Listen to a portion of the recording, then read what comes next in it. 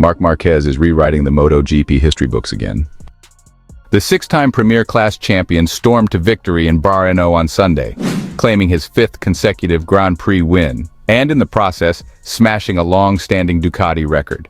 Not only did the win further extend his championship lead to a jaw-dropping 120 points over his brother Alex Marquez, but it also made him the first Ducati rider ever to win 5 Premier Class races in a row. The streak includes wins in Aragon, Mugello, Assen, Sachsenring, and now Brno. 5 tracks with 5 very different demands, all conquered by the same relentless rider. And make no mistake, this isn't just dominance, it's historic. Marquez's latest triumph marks his 70th MotoGP career victory, and his 8th double of the season, winning both the sprint and the main race in the same weekend. Welcome to GP Time. Don't forget to subscribe and press the bell icon for more updates. He's now the first rider in history to take 5 back-to-back doubles, a feat that underlines his all-weekend mastery in 2025. The last time he won 5 races on the bounce, that was back in 2019, during his peak with Honda, but doing it now after years of surgeries, doubts, and a manufacturer switch, that's something else entirely. Before this weekend, Francesco Pecco Bagnaia held the Ducati record with 4 consecutive wins in 2022, an effort that broke Casey Stoner's 3-win streak from Ducati's 2007 title-winning season. Pecco's run came during a golden stretch when he tamed the Desmosedici with flawless precision, winning in Assen, Silverstone, the Red Bull Ring, and Misano, despite a 3-place grid penalty in San Marino. It was an era that showed Ducati had finally turned the corner. But now, Marquez has gone one better, and he's done it at a time when Ducati's factory team is under pressure, not thriving. Here's the twist. The bike Marc is riding isn't even the newest one on the grid. While the Ducati Lenovo factory team with Bagnaia and Fabio Di Giannantonio has been struggling to find consistent form on the 2025 spec Desmosedici, Marc is doing the damage on a 2024 spec machine with Gresini Racing. That same bike, with fewer updates and theoretically less performance, has been more stable, predictable, and clearly race-winning. It's a tough pill to swallow for Ducati's works squad, especially since Gigi Dall'Igna's latest technical evolution hasn't produced the step forward they hoped for. Instead, it's Marquez operating with old hardware and a mindset sharpened by adversity who's maximizing every inch of potential from the Italian beast. With 8 rounds to go, the championship fight is rapidly becoming a one-man show. Marquez's 120-point lead means he could realistically clinch his 9th world title with races to spare, an outcome few dared to predict just a year ago. If he pulls it off, he'll draw level with Valentino Rossi's iconic 9 world titles, a number long thought untouchable in the modern era. And make no mistake, that comparison is already being whispered around the paddock. The difference? Marquez didn't just bounce back, he came back with vengeance, vision, and vintage brilliance. Let's call it what it is, the Marquez Renaissance. In a season where factory riders are fumbling and the grid is tighter than ever, Marc Marquez is finding ways to be not just great, but untouchable. From being written off as a broken legend to now leading the title race by a canyon-sized margin, he's flipped the script with old-school grit and new-school precision. And perhaps more than anything, he's reminded everyone of what it looks like when the most dangerous man in MotoGP is healthy, happy, and hell-bent on winning. History is being made, and Marc Marquez is the one holding the pen. We have to be realistic. Francesco Bagnaia concedes the 2025 title fight to a dominant Marc Marquez. Bagnaia didn't make excuses, he didn't sugarcoat it. In one of the most honest assessments we've seen from a top-tier MotoGP rider in recent memory, the 2-time world champion all but waved the white flag on the 2025 title fight.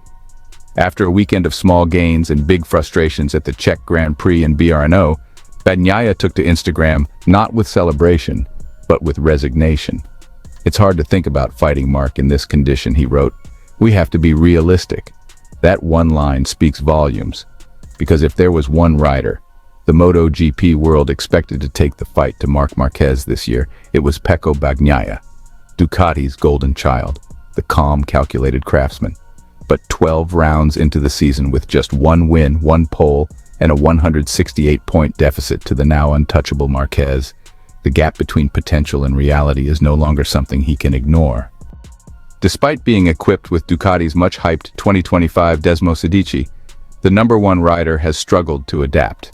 The bike is twitchy under braking, inconsistent on corner entry, and not quite playing to Bagnaia's surgical riding style. It's not a disaster, but it's not working. And while Bagnaia wrestles with front-end instability and traction issues, Marc Marquez is out there putting on a masterclass on a year-old bike. That's the kicker. While Bagnaia leads Ducati's factory effort, Marquez is riding last year's GP24 for Gresini Racing and dominating. Brno was supposed to be a turning point. For the first time all season, Bagnaia snagged pole position, a glimmer of hope after months of mechanical frustration and mid-pack starts. But that hope didn't last long. A mysterious electrical issue derailed his sprint race. He dropped from the front row to 7th, and in the main race, he salvaged a 4th-place finish, never truly in the mix for the win. Afterward, Bagnaia gave a deeply technical and self-critical breakdown. He said, "The rear traction improved when I lowered the traction control. But the front still doesn't let me brake the way I want. I've always been tough to pass on the brakes, now it's the opposite." It was honest, raw, and very telling. Bagnaia isn't blaming the team. He's not even blaming Ducati. He's just acknowledging reality. He can't ride this bike the way he needs to in order to win. With Marquez in his own league, Bagnaia has set his sights on a new target, his teammate's brother, Alex Marquez. Alex currently holds second in the standings and has quietly put together one of the best seasons of his career. He and Bagnaia are tied with 1 Grand Prix win each, but Alex has been the more consistent threat to Marc all year. Bagnaia said, "We need to reset. We'll take Alex as our reference now." It's a humbling statement from a rider once seen as Ducati's franchise centerpiece, but it's also a smart one. Bagnaia is acknowledging the moment, not fighting the math. There are still races to win, progress to make, and pride to reclaim. And in a sport this brutal, that's often what defines a great rider more than the titles. How they respond when the title is out of reach. The real question Ducati will need to ask during the summer break isn't just about Bagnaia, it's about their development direction. The GP25 was supposed to be a step forward, but the best results this season have come from last year's machinery. Franco Morbidelli, Alex Marquez, and of course Marc have all consistently outpaced the factory duo.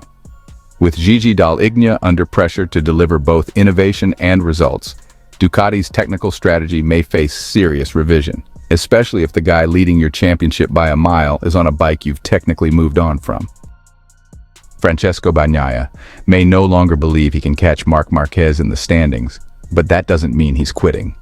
If anything, the second half of 2025 might show us a different version of Bagnaia, grittier, hungrier, freer from the weight of title expectations. And in MotoGP, that's often when the real racing starts, because when the pressure to defend is gone and all that's left is to fight, sometimes that's when a rider finds something deeper.